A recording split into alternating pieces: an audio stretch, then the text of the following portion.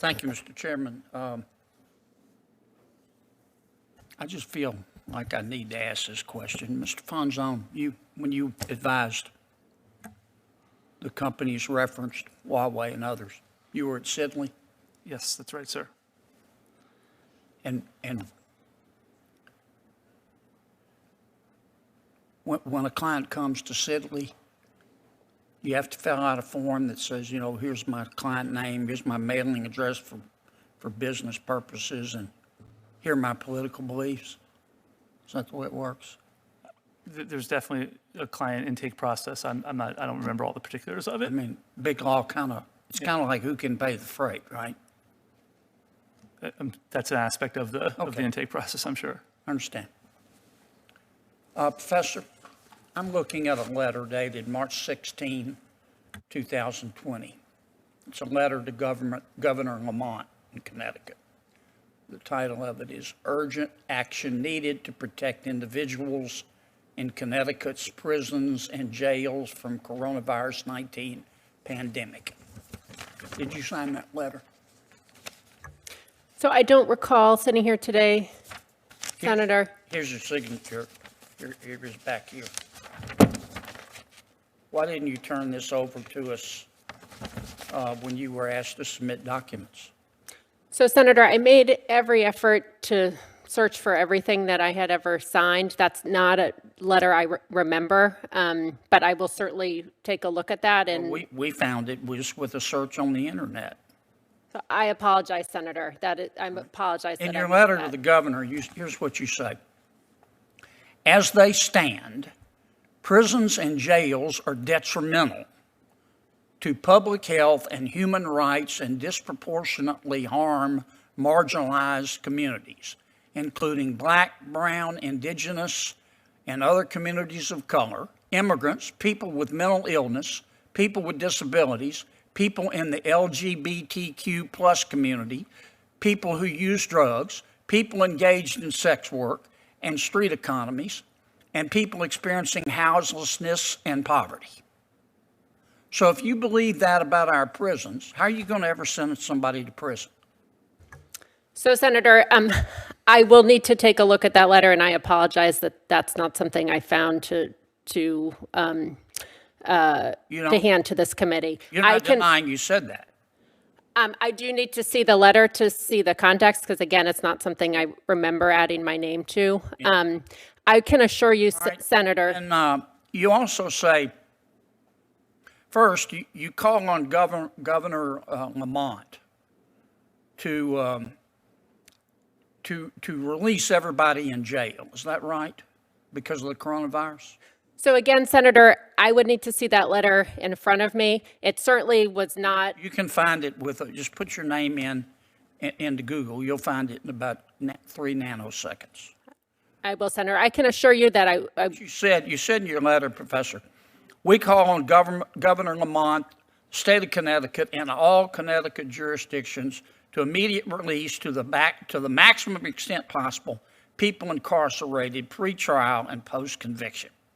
And then you go on to say, talking once again about our jails, the global COVID-19 pandemic is throwing into sharp relief the untenable state of our penal system and the need for sustained action to shrink its scale, shrink its size, and shrink its scope.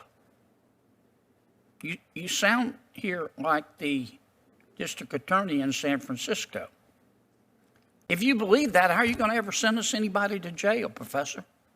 I can assure you, Senator, that I understand the role of the judge, and that I can assure you prison time is an appropriate sentence in many cases. That's not what you say here to the governor. You wrote the governor. This isn't some DoorDash delivery guy. You wrote the governor of your state 3 years ago. So again, Senator, you were in law school. So again, Senator, I would need to look at the letter. It sounds like it was written at the height of the pandemic, where governors were looking for. You also wrote the governor, you said, people over the age of 55 are at the greatest risk for COVID-19, but also pose the least public safety risk to our communities. People in this age group can and should be released immediately to mitigate the spread of COVID-19. You think the governor just, if you're over age of 55, he should have let everybody go? No, Senator, that's not a position. That's what you said. Okay. Here and it is, biggest house. Again, Senator, I will look at that letter. I can assure you that. Find it on Google, Professor.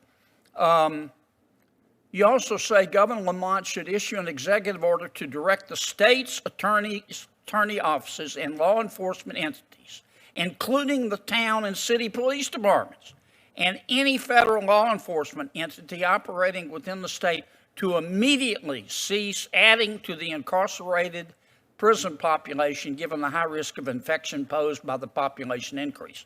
You asked the governors to tell every law enforcement official in the state to stop arresting people and putting them in jail, didn't you? So again, Senator, I have to look at that letter. I do think there were modifications that the governors were making around the country to respond to the pandemic. You also had an opinion in your letter about, can I have another 30 seconds, Mr.? You had an opinion in your letter about immigration. You said immigration detention poses the same health risk to jails and prisons, and Connecticut law enforcement must stop feeding people into the unsafe and inhumane immigration detention system. Then you say Governor Lamont should release all individuals currently in state custody who are awaiting transfer to ICE custody, and the governor should declare a moratorium on all such future transfers. How, if somebody is in our country illegally and commits a crime, are you going to put them in jail if you believe this about immigration? Senator, I can assure you, were I so fortunate to be confirmed, I would treat crimes seriously. That's not what this letter says, Professor, and it was 3 years ago. It wasn't when you were in law school, and you didn't turn it over to us. We had to find it on our own. Senator, the chair has been generous in time. I think you've had your opportunity.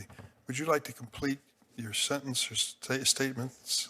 Thank you, Senator. I didn't mean to cut you off, but Dick was going to cut me off, so I understand. And I apologize. I made every effort to find anything that I had been associated with. So there were many emails and internet searches and otherwise that I did. I apologize if this is something I missed. It sounds like it was a letter that many people signed on to it. I will certainly review that and supplement my submissions to the committee. So I apologize, Senator, for having missed that. Let me suggest that you get a copy of the letter and respond for the record in writing as to what the nature of the letter was and what your position was. And let me also add, it was under the Trump administration where we made decisions here that the Federal Bureau of Prisons would release at least under supervision thousands of inmates because of the worry over the public health crisis which we faced. Senator Booker.